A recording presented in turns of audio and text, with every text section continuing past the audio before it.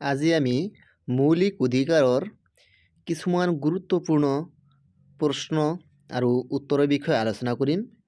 তেনেহ'লে পলম নকৰি আমি মূল প্ৰশ্নৰ উত্তৰৰ বিষয়ে আলোচনা কৰোঁ।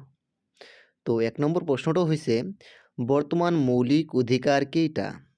তো বৰ্তমান মৌলিক অধিকাৰ হৈছে 6টা। 2 নম্বৰ প্ৰশ্ন হৈছে মৌলিক অধিকাৰসমূহ সংবিধানৰ কিমান অংশত সন্নিৱিষ্ট কৰা হৈছে? উত্তৰ হ'ব 3য় অংশত। 3 নম্বৰ প্ৰশ্ন হৈছে কোনটো মৌলিক অধিকাৰ বিলোপ কৰা হৈছে? তো এটা হৈছে সম্পত্তিৰ অধিকাৰ।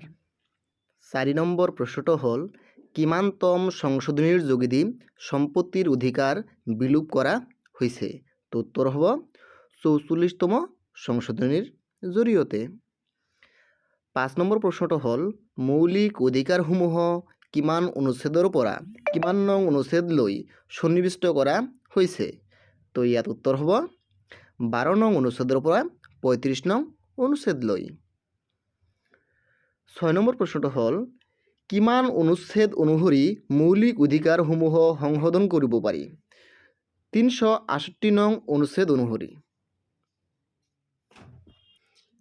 7 নম্বৰ প্ৰশ্নটো হ'ল সমতাৰ অধিকাৰ কিমান অনুচ্ছেদৰ পৰা কিমান অনুচ্ছেদলৈ বৰ্ণনা কৰা হৈছে? 14 নং অনুচ্ছেদৰ পৰা 19 নং অনুচ্ছেদলৈ। 8 নম্বৰ প্ৰশ্নটো হ'ল স্বাধীনতাৰ অধিকাৰ কিমান অনুচ্ছেদলৈ বৰ্ণনা কৰা হৈছে? তো উত্তৰ হ'ল 19 নং অনুচ্ছেদৰ পৰা 22 নং অনুচ্ছেদলৈ। 9 নম্বৰ প্ৰশ্নটো হ'ল সংবিধানৰ কোন অনুচ্ছেদত শোষণৰ বিৰুদ্ধে অধিকাৰ সন্নিৱিষ্ট কৰা হৈছে? তো ইয়াৰ উত্তৰ হ'ব